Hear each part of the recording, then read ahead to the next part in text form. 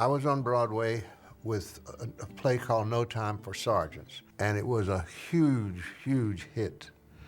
We never had an empty seat. I was in it for 1 year. I loved it. But during that year, late in that year, I met Elia Kazan. Gadge gave me the script, and I read the first 12 pages and called my agent and said, I have to do this. I don't know if this happens to everybody, but the character you're playing sometimes absorbs you, or did me. While I was on that picture, I became Lonesome Rhodes. I was not a very nice man. Thank you, Lonesome Rhodes. That was just fine. I loved the experience. It was very hard, very, very, very hard. People say that Gadge did terrible things to me. I wanted him to do anything he could do to get the performance he wanted. And the performance he wanted, I wanted. He said, Andy, see that camera there? He said, the camera is a fabulous piece of machinery. He said, you don't have to show it anything. He said, if you think it and feel it hard enough, it'll come out through your eyes and the camera will see it.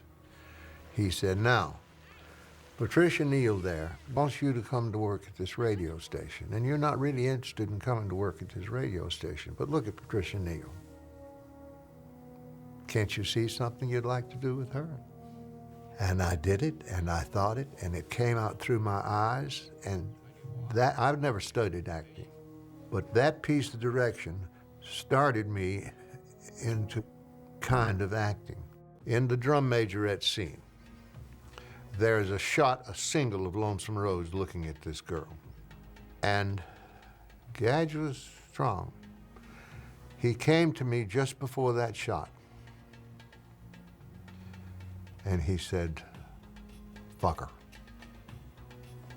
That was his direction. And if you'll see that shot, you know that's what this man's thinking. It took 4 days to shoot that final scene in the picture where Lonesome goes crazy. The gaffer, lighting man, came in, put that meter in front of my face. He said, today's the day we will find out whether you can act or not. Lonesome Rhodes is the people. The people is Lonesome Rhodes. They brought me a fifth of Jack Daniel's Black Label.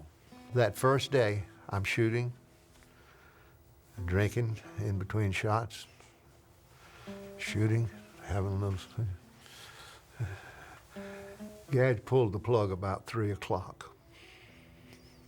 And the next morning he said, Andy, we have to do it over again. Can you this time just smell the cork? I would go around and promote the picture, and it really didn't draw as much an audience as it should have at that time. It is more popular now than it was then. It's a frightening, overpowering piece. All of Gadge's pictures don't let you up for an instant. And it's the same with our picture. The energy didn't release the audience for a second.